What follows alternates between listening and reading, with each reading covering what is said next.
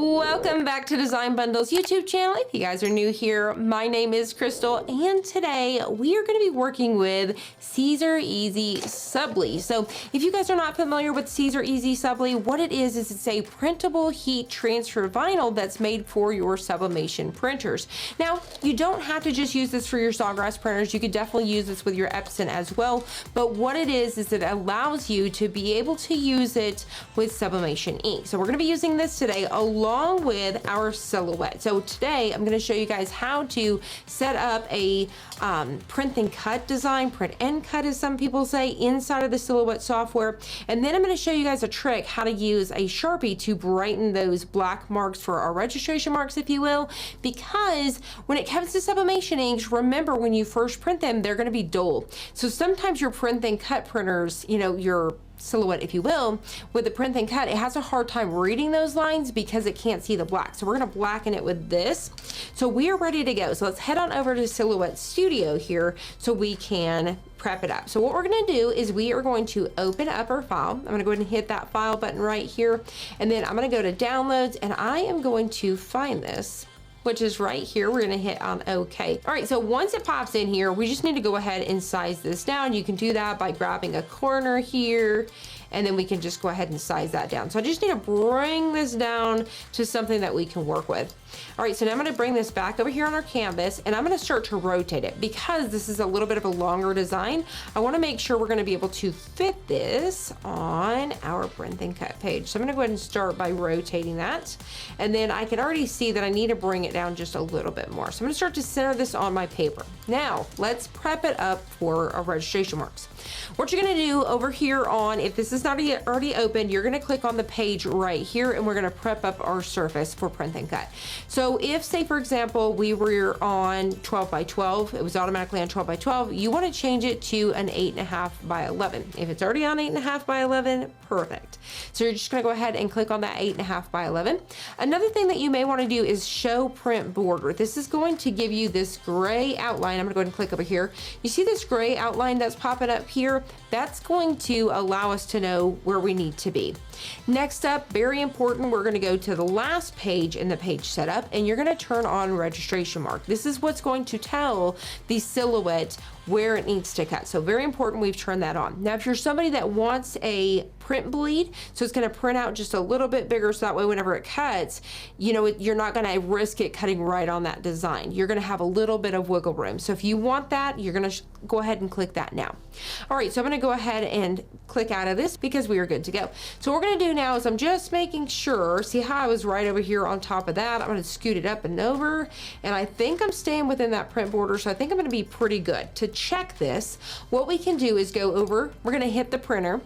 From here, I can actually see that no, we're still within that cut. So I need to bump this up more. So what I can do is actually size it down a bit. Now, if you have an exact size you're wanting this to be, you'll want to plug that in.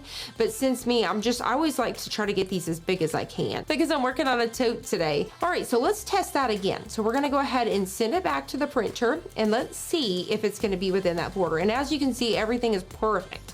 From here, what you can do is go ahead and hit print. If you're using an Epson, you do not need to mirror anything when you're working with Siser Easysubli. You can go ahead and choose your Epson from here and send it to print. Now, if you're using a Sawgrass, all you gotta do is come down here where it says PDF.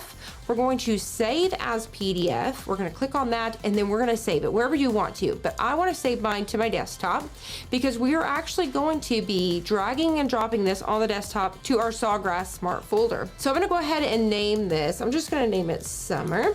And then we're gonna go ahead and hit save. All right, so now what we're gonna do is, here's the file that I just saved to the desktop. You should have what's called a Sawgrass Smart folder on your desktop. So what we're gonna do is we're gonna grab this and we're gonna drag and drop it. So once we do, this is gonna automatically pop open that Sawgrass Print Manager for us. All right, so from here, what you wanna do is make sure that heat transfer vinyl is selected. So say for example, if I was on ceramic tile, I would switch it over to heat transfer vinyl, which will automatically change your paper to heat transfer vinyl. And then you want to make sure your mirror is turned off because once again, you don't need mirror when it comes to this stuff. All right, now whenever it comes time to loading this into your printer, you want to load it with the shiny side up because your printer is going to pull it through just like so. All right, so now we're going to go ahead and hit print. Every time the Sawgrass is like, it's like All right, so now that we have printed this out, as you can see, it's printed, we're ready to go. It did not mirror. What you want to do is, today I'm using the Cricut Easy Press 3, the 10 by 12. You want to place this in here and just hover right above. And I'm actually going to do this because this has been on for quite some time. And so what I want to do is I'm going to do it right here on top of the pad. Because this is so hot, if I set this on here, ask me how I know. If you set this on here once it's super hot, it's going to melt to the back. That's what's already happened to me the first time I tried to do this today. So you just need to dry these inks for around 60 seconds or so. And when you do that, it's going to help. For one, it'll help brighten these lines a little bit, but it's going to prevent any sort of smudging. All right, so let's go ahead and show you that Sharpie trick. All right, so what we need to do is those registration marks right here, be super careful and nice and slow. We're going to go ahead and go right on top of those just to brighten them up. All right, just like that. We're going to rotate it. When it comes to that square, we're going to do the same thing. We're just going to fill it in nice and slowly. Take your time, don't get too crazy with it. And then we're going to go ahead and do that last one. All right, so now what we're going to do is we're going to go ahead and take our mat here. We're going to make sure we flip this around the correct way. And then you want to load this the exact same way that you can see over there in Silhouette Studio. So this needs to go up in the right-hand corner. So say, for example, it may be easy to think you're just going to load it this way. And if you do, it's not going to work correctly. So what I like to do is I still try not to touch any of the ink and I just rub down everywhere else. So now we're ready to load it. All right, so we're going to load it. So you want to just load it right next to that white line, and then you're just going to hit that load button just like so. All right, so now what we're going to do is head back over here to Silhouette Studio. We're going to hit send at this point, and I'm going to choose Heat Transfer Smooth, and then I'm going to bump up the blade to number 4. So the blade depth is going to be 4 for me. The force I like to do 25. And then as for the speed, I'll leave it at 8. So this is ready to go. We're gonna go ahead and hit send. Now you're gonna notice it's gonna say send as mirrored. It's warning us because we are using heat transfer vinyl, but we're gonna say send as is because once again, we don't need to do that. Now, this has worn the same thing today before and there was no problem with it. So it's telling me that something is outside of the border and I think it's pretty good to go. So we're gonna go ahead and hit yes. So I'm telling it to continue forward. You personally, you may want to check something really quickly to make sure. Now, what's happening is the Silhouette is reading those registration marks. I will say that the Silhouette reads their registration marks a whole lot faster than Cricut, but I will say that the Silhouette is a whole lot louder than the Cricut. So it's just reading those marks, then it's gonna go change that depth. So this is an auto blade and it's gonna go ahead and change it to blade number 4. After that, it's just gonna go ahead and speed all the way around. All right, so now that we're done, we're gonna go ahead and hit that unload button and we're gonna weed it. Now you may wanna do a test, just to make sure it's gonna weed first because you can ultimately tell it to cut again. So I know this is good to go. So I'm gonna go ahead and start to weed this. I can do it right here on the mat just because something's kind of helping me here. And then I'm gonna weed out the majority of this first. So we'll go ahead and do that right away. So I'm just gonna go ahead and zoom through here. Now that the way that this is, since I didn't flatten it, I do have, these are gonna be separate pieces here.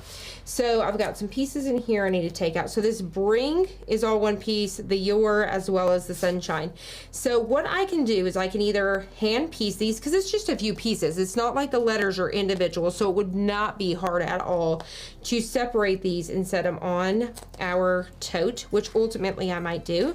Or you can use a carrier sheet. So with Siser Easysubli, you can purchase their masks separate. I don't encourage you to do so. There's tons of other brands. They're on the roll. You can definitely find other carrier sheets. Make sure they're ones that are designed for heat transfer vinyl.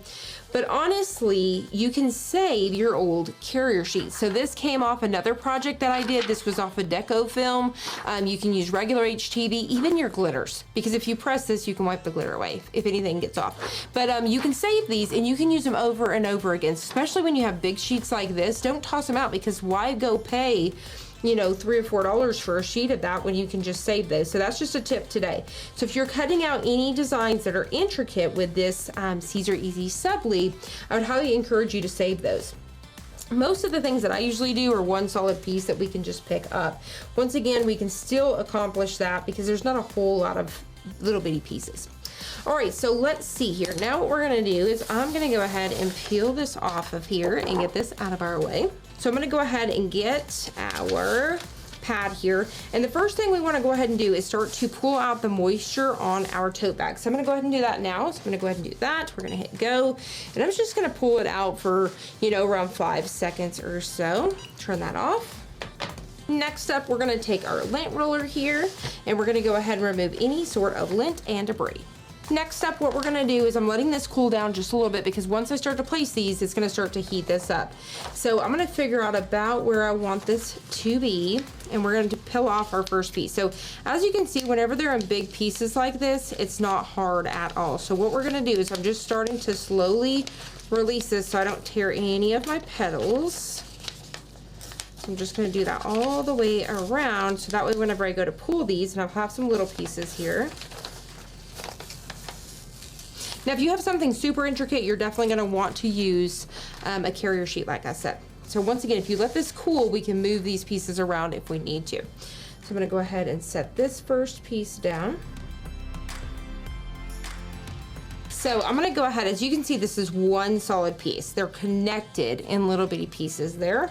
So we're gonna go ahead, and it may be easier to get this guy down first and then come back for this one. It seems a little scary at first, guys, doing something like this, but honestly, this is just 2 pieces. We have some tiny pieces here, but I mean very minute. All right, so we're gonna do that, and then now we can bring back in this one here. We're gonna line it back up here. We're just gonna pop that in there just like so, making sure everything's looking good. All right, so that looks good, and now I'm just gonna go back in and start to bring back in these little bitty pieces.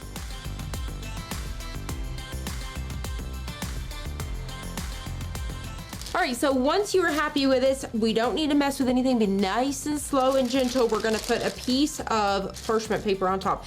Very important. You definitely wanna have that to protect your iron. And then you're gonna really see those colors come to life. All right, so what we're gonna do is we're gonna go right on top, 320 for 15 seconds. What's really cool about Siser Easysubli is we don't have to sublimate at those 400 degrees for 60 seconds. 320 for 15 seconds, even lower if you're using a more industrial style heat press. So you just want to give it a little bit of pressure, just as if you would if you were doing regular HTV. Now watch this. Once we peel this, how crazy is that? So as you guys can see here, those colors really came to life. So now they're really popping. So like I said, if you guys are new to sublimation inks, they're gonna come in dull until you apply the heat, and that's what brings them to life. So super cool. As you guys can see, once again, it's not scary. These were ultimately 2 pieces, and we had a couple tiny small ones. But once again, if it was something super duper intricate, you're gonna wanna have a carrier sheet. I would recommend though, if you are using a carrier sheet like this, I would probably use more of the glitter ones, save the ones that are made for glitter. The ones that are holding the more heavier duty, you do need a little bit more of a grip. So I would recommend that. And there you guys have it. This was so much fun to make. It's gonna be perfect for the beach. I love popping it on this black one here because those colors, it just reminds me of drawing on a chalkboard. It just kind of really pops those colors off of here. But you definitely could do this on a white one. You could take a white one and tie-dye it and pop it on here. That would be super cute as well. Throw this on a t-shirt, all sorts of fun things. The Siser Easysubli is just going to allow you to be able to work with other substrates. For example, this is 100% cotton tote, and it's black. So that's one of the reasons too that I chose a black one today, because you can't sublimate on black. We just sublimated on this black tote today, ultimately using Siser Easysubli vinyl. So once again, I hope you guys enjoyed this. If you did, please hit the like button down below and subscribe, and I'll see you guys on the next one.